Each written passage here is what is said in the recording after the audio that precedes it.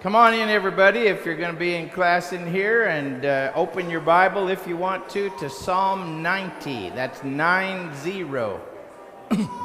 Psalm 90.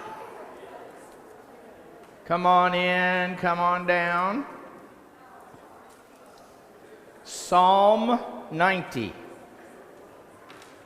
All right, the countdown has started. The trap door is going to fall out from under me in 19 minutes and 54 seconds. So here we go, Psalm 90. This is one of my favorite psalms as a reminder to me continually about the brevity of life and the power of God. And so let's dissect this thing together this morning and meditate on it for just a little bit. I think it'll be a blessing to your life. This is a prayer. Many of the Psalms are prayers. And this psalm, of course, is a prayer to the Lord, to Yahweh. Anytime you see the word Lord like this in the Old Testament, almost always it's Yahweh. And talking about you, that's God that we're talking about. You, all the way down here, that's God, all right? Now, there's a statement here at the beginning that this person that's praying this prayer, which is actually Moses that's praying this prayer, he says, Lord, you have been our dwelling place in all generations. See, if you pass your life, however long your life may be, with God as your constant dwelling place, with God as your constant partner, with God as your constant guide, with God as the one that's right there with you the whole time. See, you can say that God has been your dwelling place. But he's giving a time constraint here. He's talking about when God has been our dwelling place. He says, in all generations, God has been our dwelling place. In all generations. See if I can get this thing to work. Yes. In all generations. And then he says, before the mountains were brought forth, before you formed the earth and the world, from everlasting to everlasting. Now see, a lot of things have changed. Think about just in the last couple of years how much has changed. Think about just since this pandemic how much has changed, and things will never be the same again. Think about, the changes that have taken place over your life, and changes are going to be forever. But from everlasting to everlasting, you are God. I had an old sweet grandma that died in her 90s, and God was her God. And both my mom and dad have passed on, and God was their God. And God has been my God since I was a young man, and I hope that God will be my children and grandchildren's God. From everlasting to everlasting, you are God. But the nut of this psalm, the thing that it really is about, he gets to in the next line. He says, you, God, you who have been our dwelling place, we've stuck with you in all generations. You return man to dust. You say, return, O children of man. God is going to call me.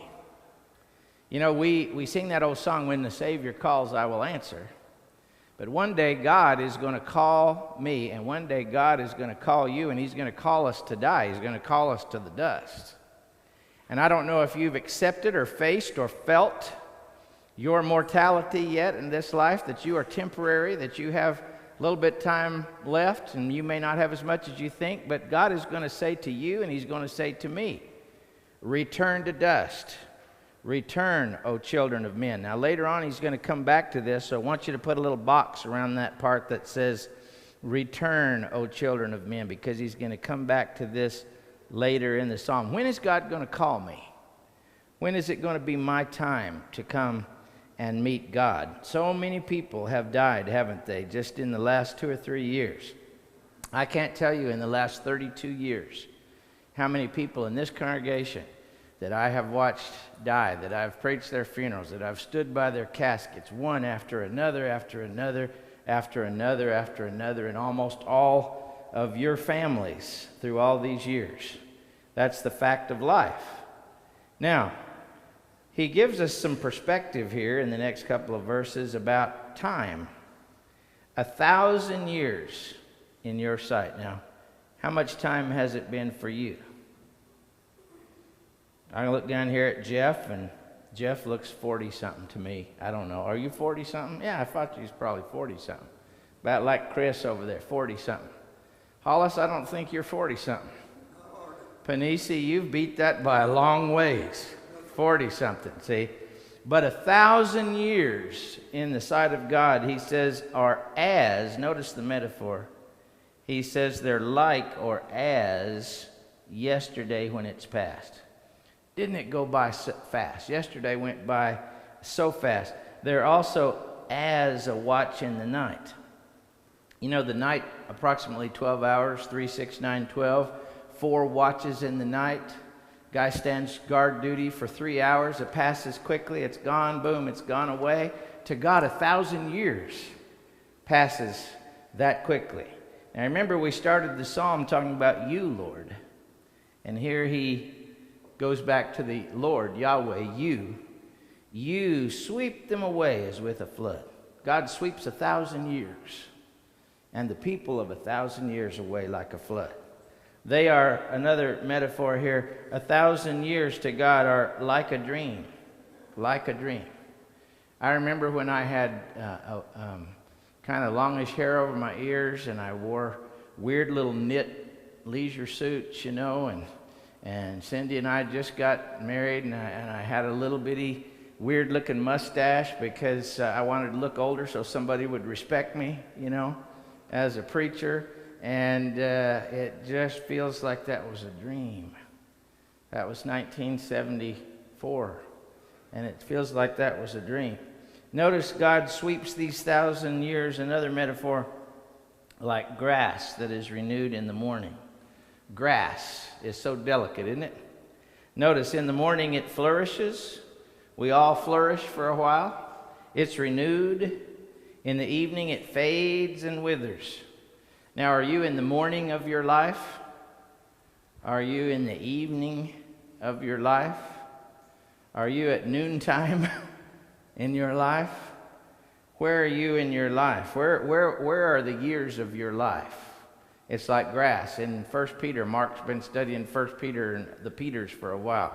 All flesh is grass, and the glory thereof like the flower of the grass.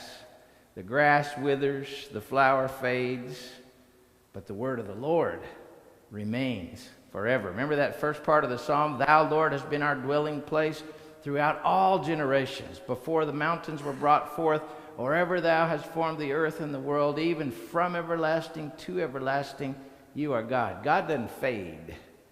God doesn't wither. God doesn't dry up and die.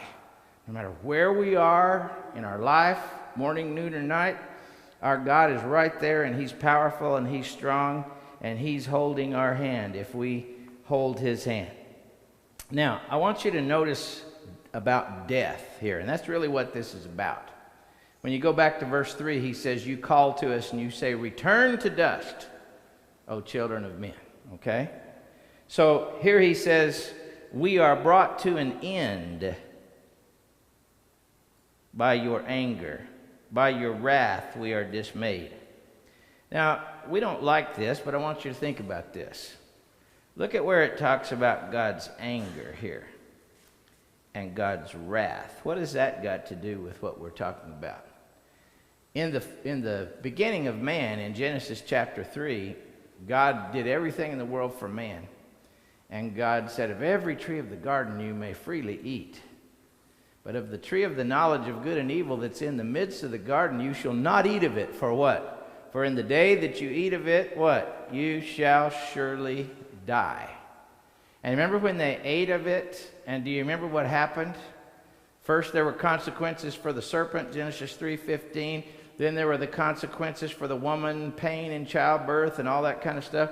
Then there were consequences for the man. You know, you'll have to earn your living by the sweat of your face. There'll be thorns and thistles, and there'll be pain and death and all the rest of it. It was because of man's sin and God's wrath that we live in a fallen world, and there would be no death, period, if it wasn't for man's sin and God's wrath. So he says we are brought to an end by your anger. That's why we die. It's because of the consequences of man's sin. Now let's keep going with the psalm. Verse 8. He says, you, and again, that's the Lord that he's praying to. You have set our iniquities before you. See, our iniquities, our sin. Death comes because of sin, not because of all sin. Our secret sins in the light of your presence. All our days pass away under your wrath. See, we're all destined for death sooner or later. Why do we die? Because the wages of sin is death.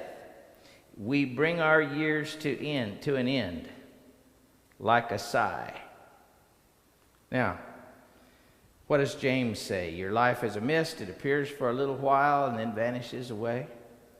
One of these days, it's just going to end, and we're just going to go, and we'll breathe our last breath, and that'll be it, and we'll be transferred into another realm, and that's the way it is. Do you realize the simple truth of the Scripture? It is appointed unto man. That doesn't mean somebody else. That means me. That means you. It is appointed unto a man once to die.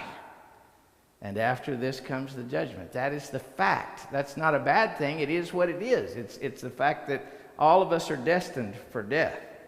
So what about life? What do we make of life? Well, here he talks about the days of life. The years of our life. 70, says the King James, which is 70 years. Maybe by reason of strength, 80. Or maybe if you're Superman like Panisi, you just keep going and going and going, see, with good health and everything else. Yet, have you thought about this? I know you have.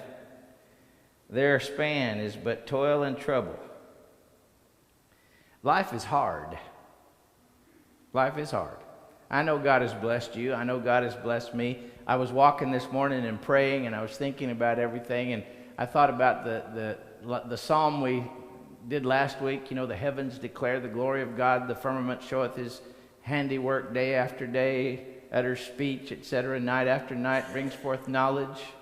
The whole world told me that God was alive, that God was good, and I prayed and I thought about how much he's blessed me.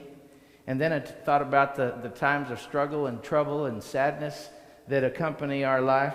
There's been a lot of heartache. I can see a lot of heartache in a lot of lives that are sitting right here. You've had all kinds of heartache in your life, and you're going to have more heartache. Jesus said, in this world you will have tribulation. That's the nature of this fallen world in which we live. But then he said, rejoice, for I have overcome the world. And notice what he says about this 70 or 80 years or less. There's a lot of people that live less. They are soon gone, and we fly away. How many of you look back and you say, man, if I could go back to 1983, I'd do some things differently. I would. If I could go back to 1991, I'd do some things differently. I would. See? But we can't do that. But the fact is, it's just like it wasn't even real. It's just passed so quickly. It's gone so soon, and we fly away. And we will fly away. That's the part of it. And yet, while we're walking on this planet, we seem to avoid many times thinking about our finiteness, our temporariness, our appointment with death. Who considers the power of your anger? See, what he's talking about in this psalm is how God sweeps so many people away in death. Your wrath, according to the fear that is due you. In our lessons on worship that we're airing on Wednesdays, you can watch them anytime on YouTube. The most recent lesson, we talked about the fact that the word fear, yireh in Hebrew, is the word that's used for worship in some of the passages in the Old Testament. We all remember Cosby, I brought you into this world, I can take you out of it. Listen, the one that brought us into this world is God. And the one that will call your name and mine on the day that he chooses is God. He brought us into this world, and he will take us out of it. That's a promise from him. We should fear him because he holds us in his hand. We should revere him and worship him as the foundation of all life, including our life. All right? So this next part of the psalm is exceedingly powerful to me. I felt that this morning as I'm thinking about my own life. He said, so teach us to number our days. You know, the fewer you have left, the more that you realize every single day is so precious. This day is so precious. To tell people that you love them now is precious. To do the right thing right now is precious. To do those things you've wanted to do to encourage others is precious. This day is fleeting. Teach us to number our days, that we may get a heart of wisdom. Wisdom is to not waste our days. Now, if you go back to verse 3, do you remember the one I told you to put a box around back there where he says, return, is it 3 or 4? He says, return to dust, O children of men. I don't know which one, but it's right up there at the beginning. 3? Okay, thank you. But here he comes back to that. Return, O Lord, how long? Now, some of your translations don't bring out the literal translation of the Hebrew here, but this is how it reads. Return, O Lord, how long? And it does refer back to verse 3. So how much time do I have? Have pity on your servants. Satisfy us in the morning with your steadfast love, so that we may rejoice and be glad all of our days. I love verse 15, and I think Dustin's telling us how to pray unselfishly. Make us glad for as many days as you have afflicted us, for as many days as we have seen evil. I expect to have some bad days in the rest of my life. But I pray this prayer right here in verse 15 often. In fact, I prayed it verbatim this morning. I said, Lord, make us glad for as many days as you have afflicted us, for as many years as we have seen evil. That is a blessing that God gives us. He gives us joy in the midst of the days that are difficult. And then he says in the last couple of verses of this psalm, when we're getting a perspective on our life, let your work be shown to your servants. In other words, let me see your work around us. Let me see the salvation of soul. Let me see lives being transformed. And your glorious power, show it to your children. Let the favor of the Lord be upon us. See, that's what's so important. For whatever time I live that's left, I want to be good with God, don't you? I want to be good with God. I want to hold God's hand. I want God's arm around me. I want God's favor to be on me. That's more important than anything else in your life. Solomon, you know, that Dustin spoke to us about this morning. As a young man, he prayed for wisdom. He didn't use it very much in his life. He messed his life up almost from that point. In fact, the book of 1 Kings tells about the apex of God's kingdom at Solomon, and how Solomon was the one that started the downward slide, messing it up.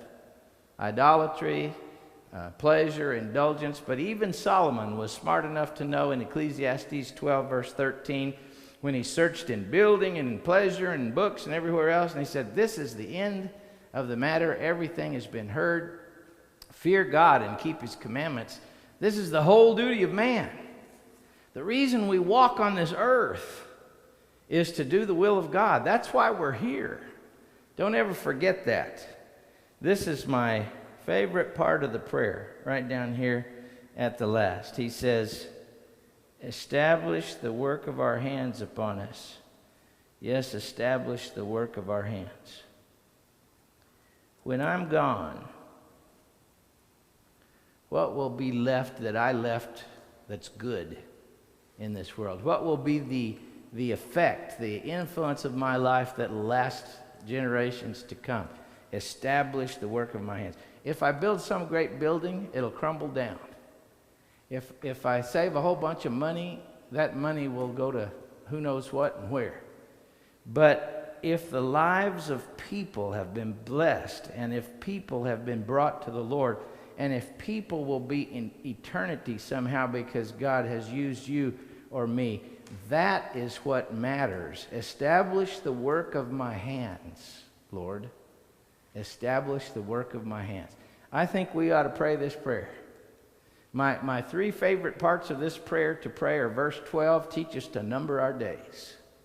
Verse 15, make us glad according to the number of days you have afflicted us, according to the number of days we have seen trouble. and this verse. Lord, establish the work of our hands. Please establish